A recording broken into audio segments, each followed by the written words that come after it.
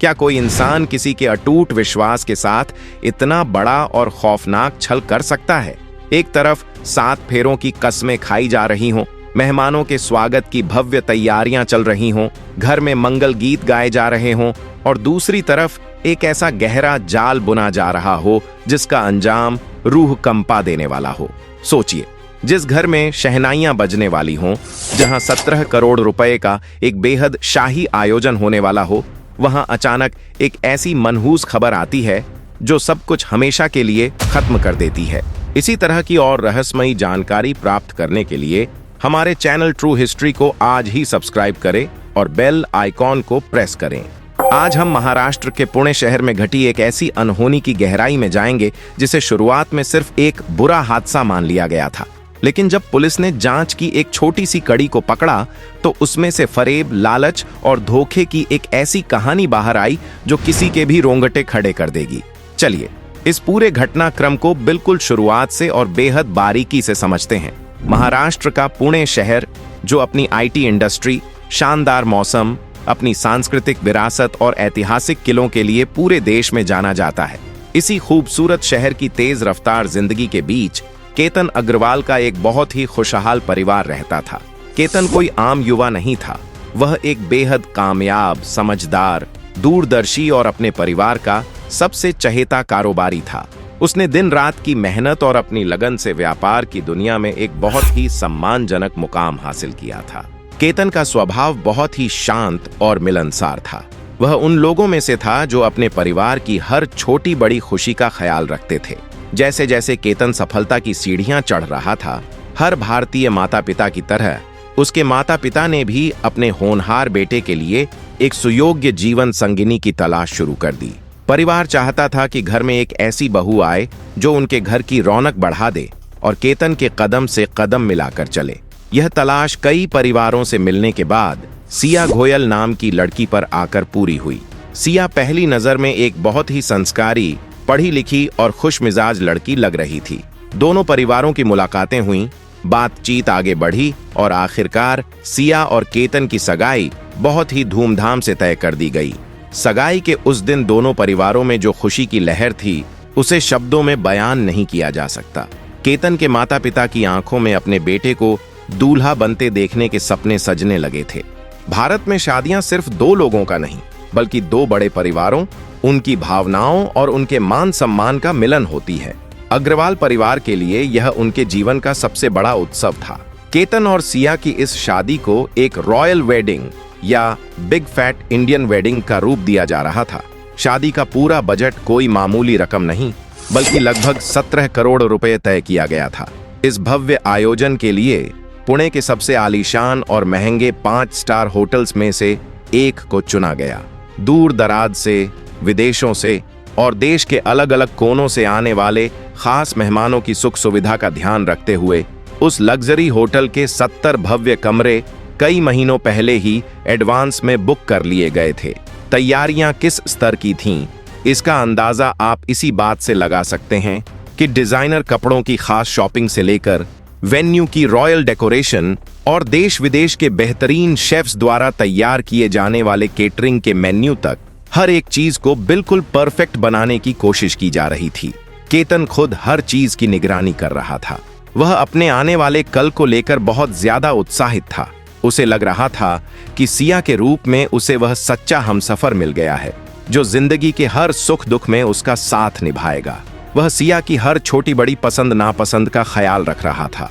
उसे महंगे तोहफे देना, उसके साथ वक्त बिताना।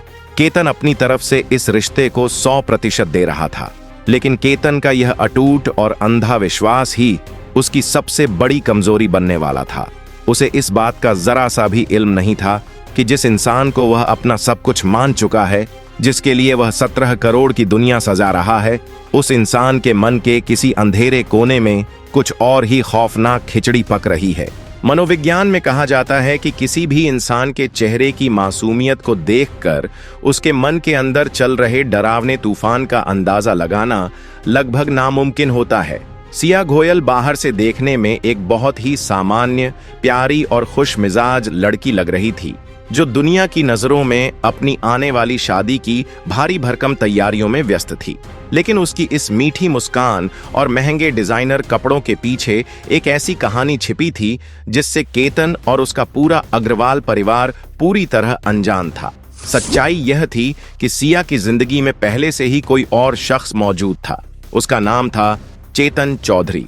सिया और चेतन के बीच काफी लंबे समय से एक गहरा प्रेम प्रसंग चल रहा था। सिया अपने दिल में चेतन को ही अपना मान चुकी थी और वह किसी भी कीमत पर केतन के साथ अपना पूरा जीवन नहीं बिताना चाहती थी। तो फिर सवाल यह उठता है कि सिया ने सगाई के लिए हाँ क्यों की? उसने शादी से इनकार क्यों नहीं कर दिया? यहीं से शुरू होता है इंसान के लालच का वो खौफनाक खेल। केतन की अपार दौलत, 17 करोड़ की वह भव्य शादी का लालच, समाज में मिलने वाला रुतबा और एक आलीशान जिंदगी की चमक सिया की आंखों पर पट्टी बांध चुकी थी। वह उस लग्जरी लाइफस्टाइल, बड़ी गाड़ियों और 5 स्टार सुविधाओं को छोड़ना नहीं चाहती थी, लेकिन दूसरी तरफ वह केतन को अपनाना भी नहीं चाहती थी। अपराध मनोविज्ञान में इस स्थिति को एक बहुत ही खतरनाक डार्क ट्रायड कहा जाता है। इसमें इंसान इतना ज्यादा आत्म केंद्रित और स्वार्थी हो जाता है कि वह अपने फायदे के लिए किसी भी दूसरे इंसान की भावनाओं या उसकी जिंदगी की परवाह करना छोड़ देता है।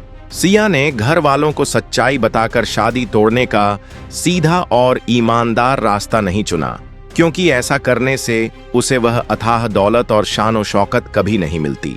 इसके बजाय उसने अपने साथी चेतन के साथ मिलकर एक ऐसा रास्ता चुना जो इंसानियत की सारी हदें पार कर देने वाला था।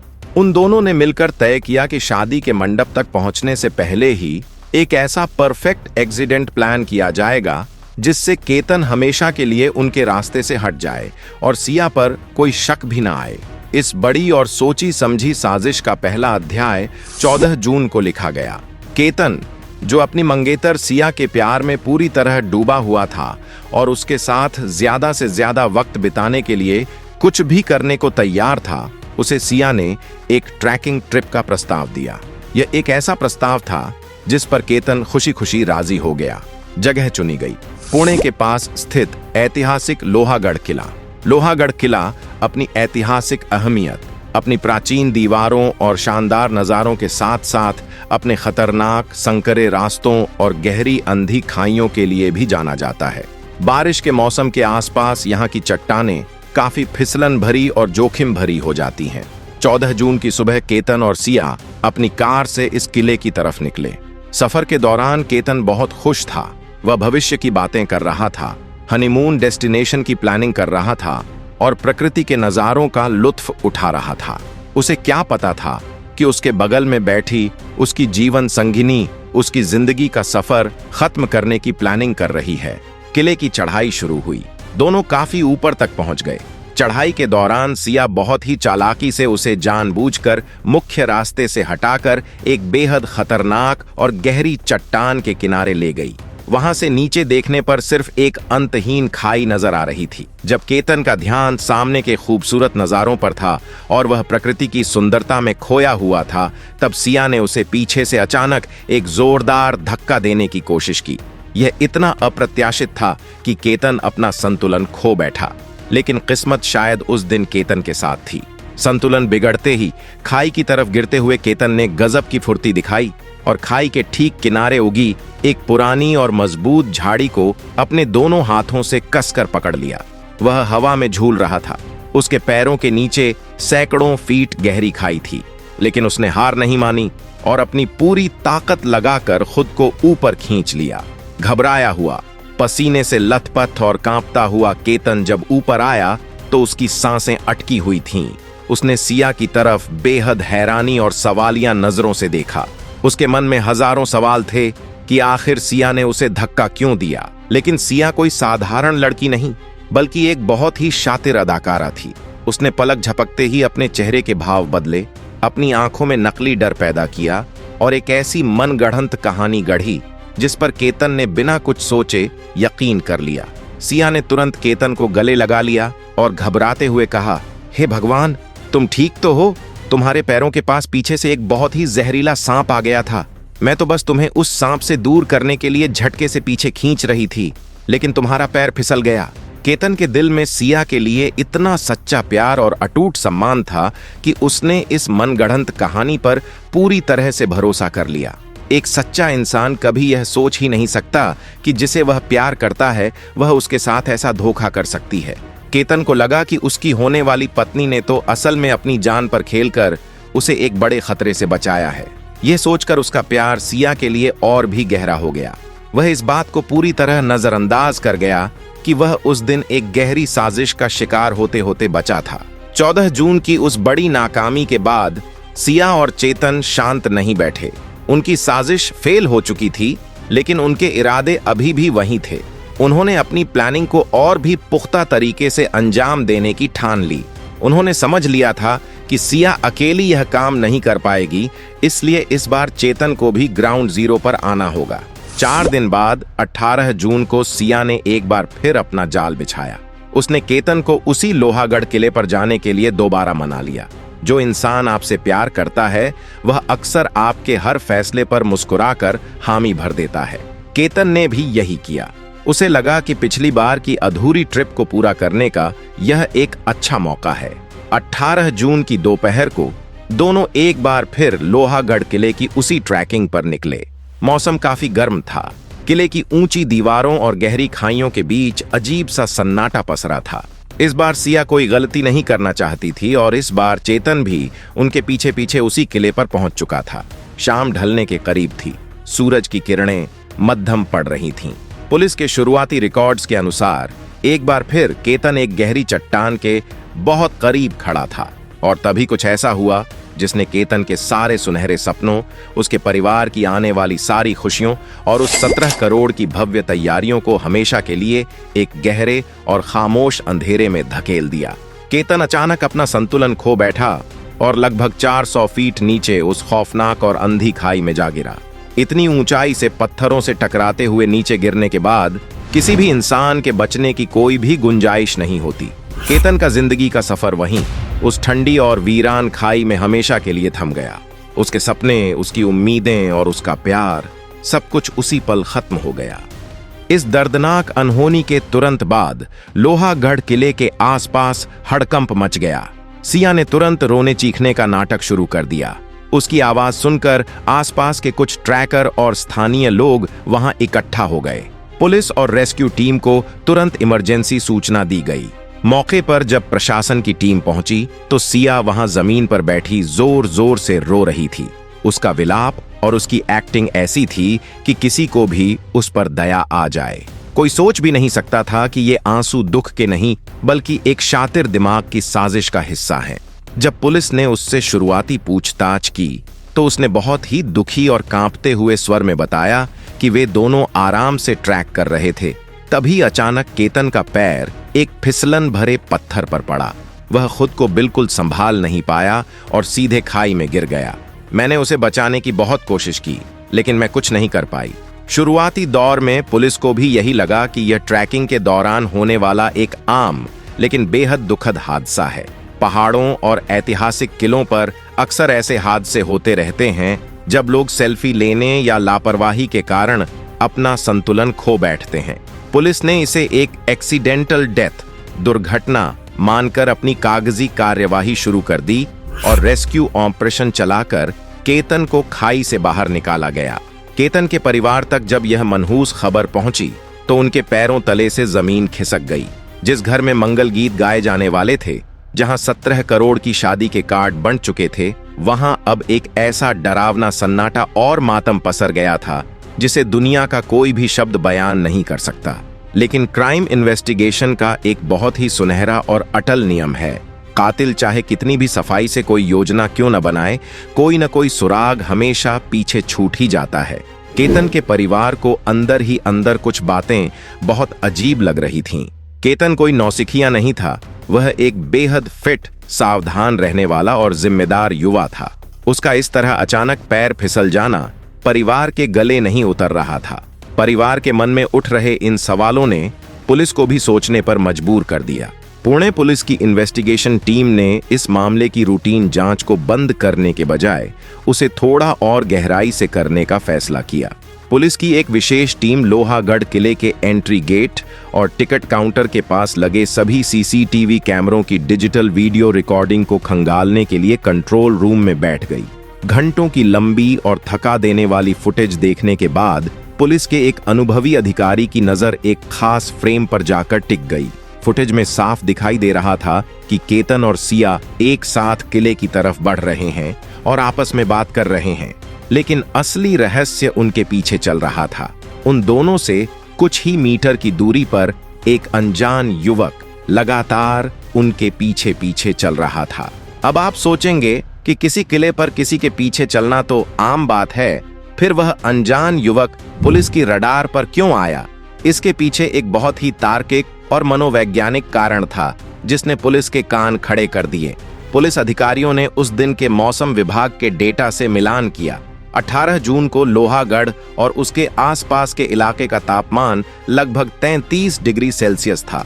यह बहुत तेज चिलचिलाती धूप और भयंकर उमस भरा दिन था, जहां इंसान पसीने से तरबतर हो जाता है।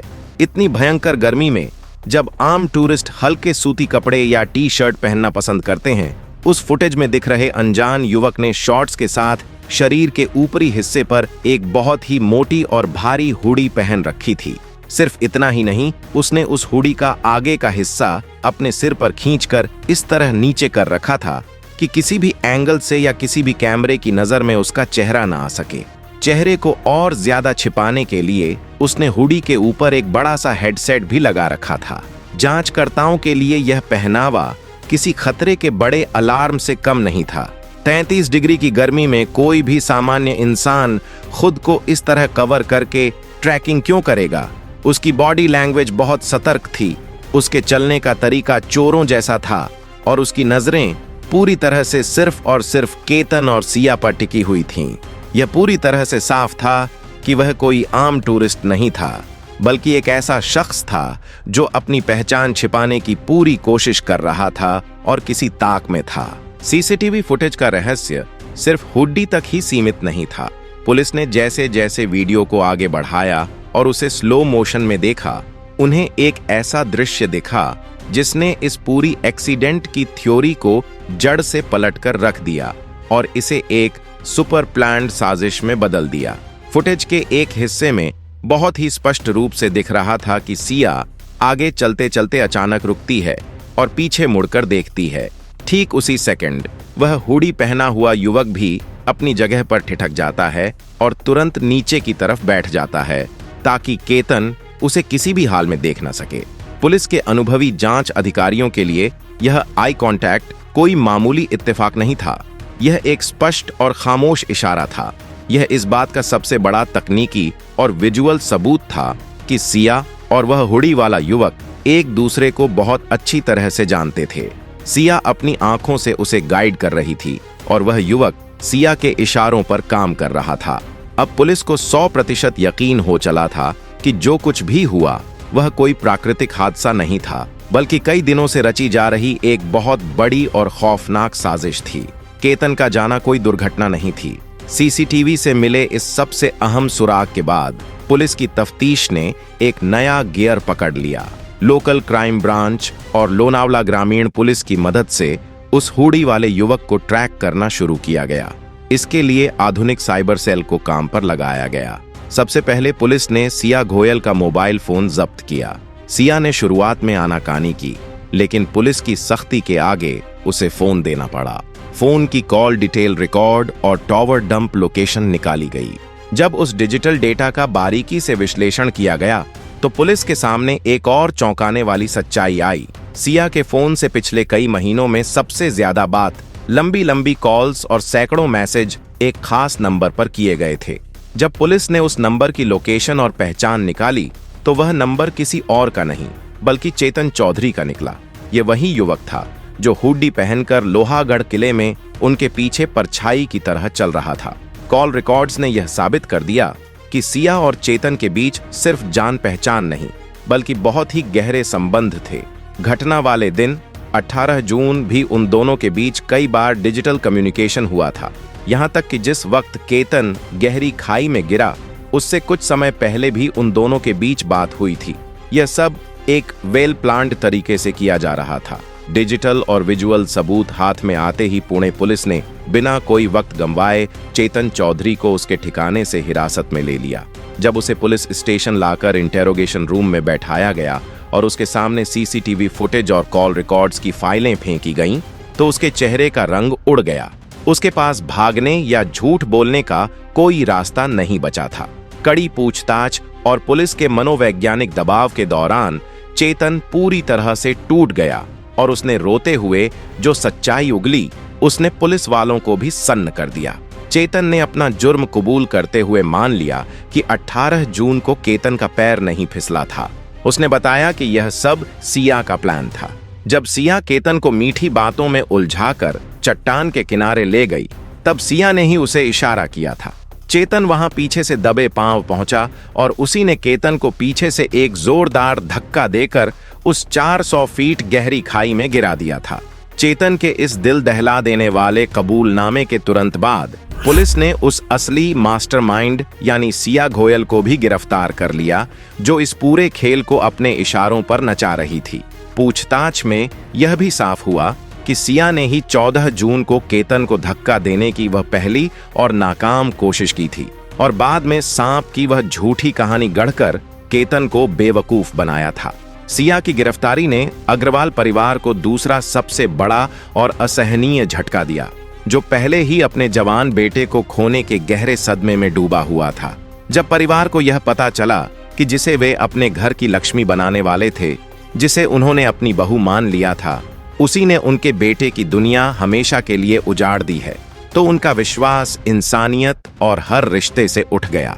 आज सिया और चेतन पुणे पुलिस की गिरफ्त में हैं। 17 करोड़ की दौलत और आलीशान जिंदगी के लालच ने एक मासूम युवा की जान ले ली। सिया चाहती तो बस शादी से इनकार कर सकती थी, लेकिन उसने हत्या का खौफनाक रास्ता चुना। यह केस एक कड़ा सबक है कि प्यार में अंधा विश्वास कितना जानलेवा हो सकता है। जहां केतन रेड फ्लैग्स को भी प्यार समझता रहा। दाद देनी होगी पुणे पुलिस की, जिसने 33 डिग्री की गर्मी में हुडी पहने कातिल को सिर्फ एक सीसीटीवी फुटेज से पहचान कर इस परफेक्ट मर्डर का पर्दाफाश कर दिया। आपको क्या लगता है, लालच और धोखे की इस खौफनाक साजिश के लिए दोषियों को क्या सजा मिलनी चाहिए? अपनी राय कमेंट में जरूर बताएं। अगर यह इन्वेस्टिगेशन आपको पसंद आई हो तो जागरूकता फैलाने के लिए इस वीडियो को लाइक और शेयर जरूर करें। ऐसी ही सच्ची और सटीक क्राइम इन्वेस्टिगेशन के लिए चैनल को अभी सब्सक्राइब करें। हमेशा सतर्क रहें और अपनों को पहचानें। जय हिंद।